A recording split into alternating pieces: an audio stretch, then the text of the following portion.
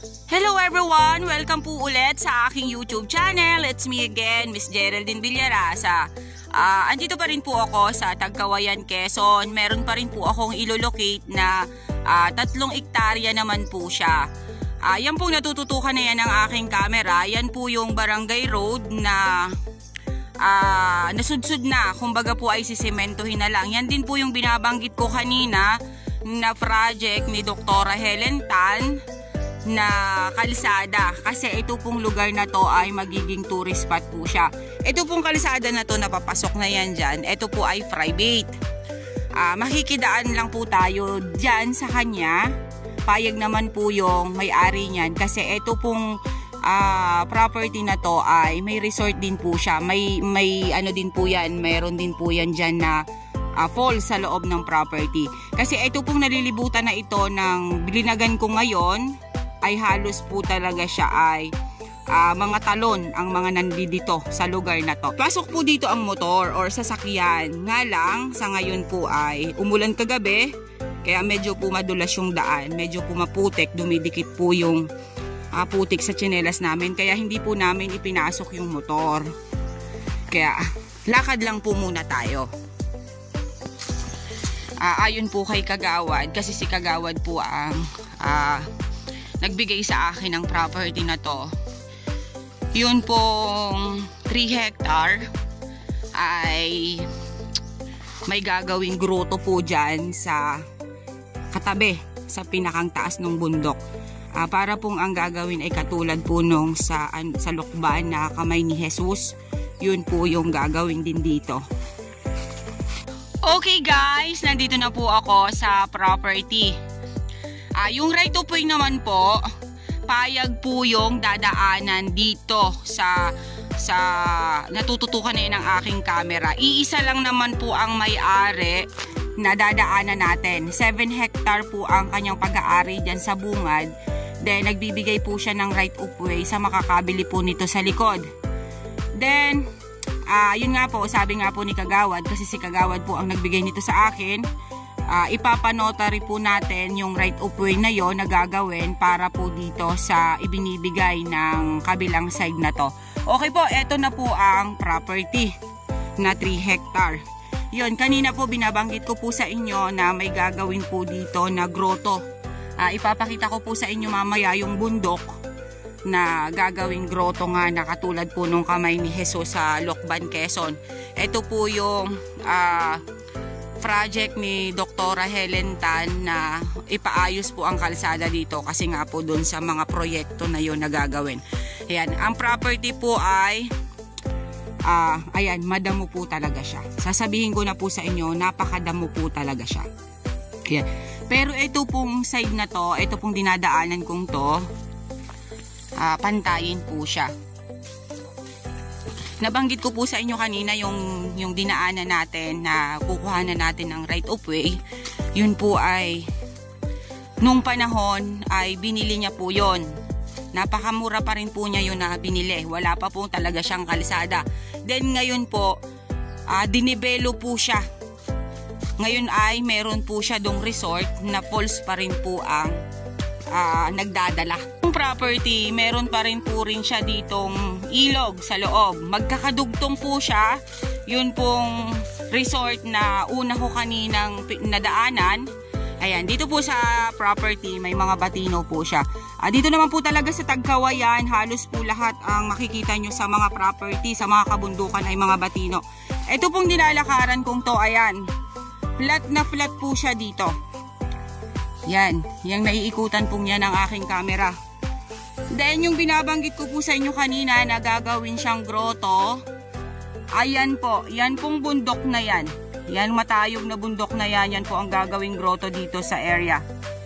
Kaya po, habang mura pa po yung property namin, avail nyo na po ito. 1.9 million, 3 hectare, mas lamang po ang patag niya. Then yung pong right of way ay wala na po tayong problema kasi isa lang pong may-ari yung dadaanan natin. Then yun nga po, binanggit ko na sa inyo kanina na ipanonotarize naman po natin yung right of way para dumating man po ang mga susunod na panahon wala po tayong agam-agam about po dun sa right of way na yun na ibibigay nila.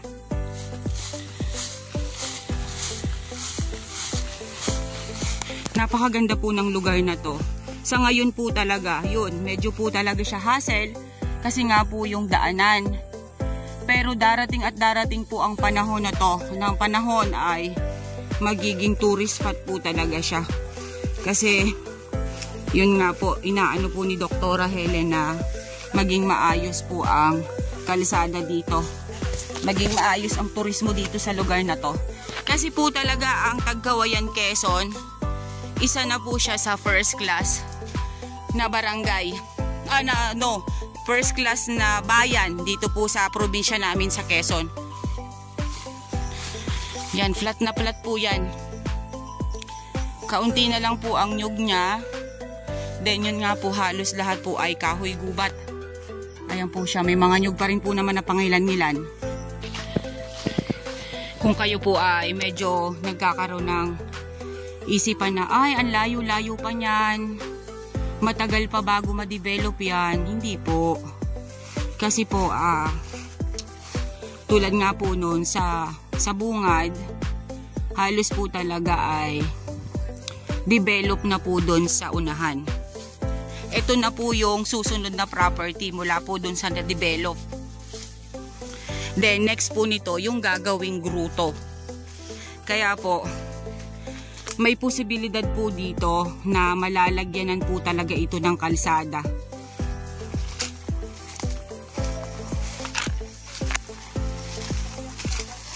Ayan pa po siya. Eto, may Indian mango pa rin po dito sa side na to. Then, ang source po ng tubig dito ay, yun nga po, yung kadugtong po kanina nung resort.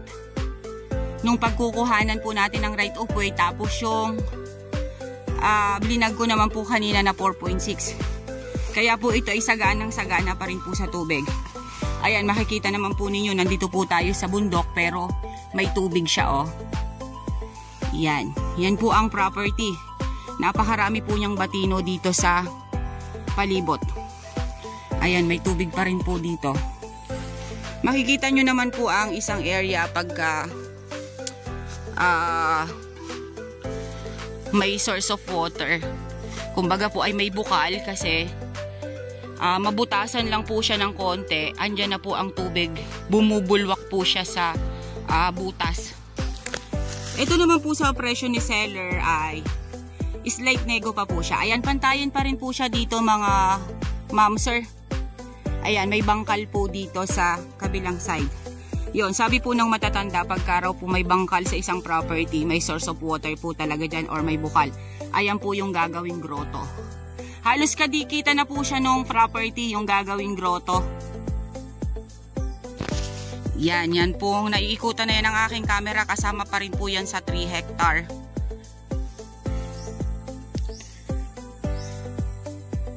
Sa totoo lang po dito po sa Tagkawayan, marami na rin po nag-i-invest dito. Kasi halos po ay papunta na po dito ang mga pamura na property. Mula po kasi sa Atimonan, Gumaka, Lopez, Calawag, medyo po talaga mataas na po ang value ng lupa dyan.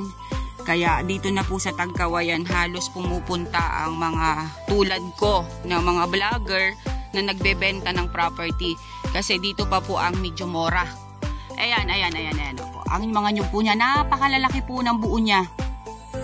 Kaya makikita po natin na mataba po ang lupa dito sa property. Medyo lang po talaga siya napabayaan ni seller. Kaya ayan, napakarami po niyang damo. Pero pag ito po nalinisan, napakaganda po ng property. Makikita po talaga ninyo siya na flat na flat. Ayan, i-improve na lang po ito. Patataniman po ninyo ng nyog or kung ano po ang pwedeng ipatanim ninyo. Kasi nga po, ayan, may ilog nga po dito sa gilid. Halos po lahat ng boundaries dito ng mga property ay ilog. Okay guys, sabihin nyo na po ang property namin. Dito po ito sa Tagkawayan, Quezon, 3 hectare. Yun nga po, binanggit ko na po kanina, napayag po yung dadaanan. Ipapanotarize po ni Kagawad yung right of way na ibibigay sa atin hanggang dito sa property. Si buyer na po, si makakabili na po ang magpapagawa ng kalsada papunta dito. Then yun nga po, may gruto po na ilalagay dito sa katabi ng area.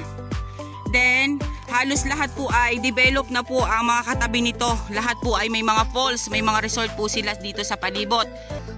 Okay po, ako po ulit ang inyong site locator, si Miss Geraldine Villarasa. Muli po akong maglalambing. Paki-like and share po ng aking mga vlog. And pasubscribe na rin po ng aking bagong YouTube channel, Quezon Province Realty TV. Okay, ang price po nitong property na to is 1.9 million. Nego po si seller dito. Okay, halos po lahat siya ay flat land. Okay po, thank you po for watching.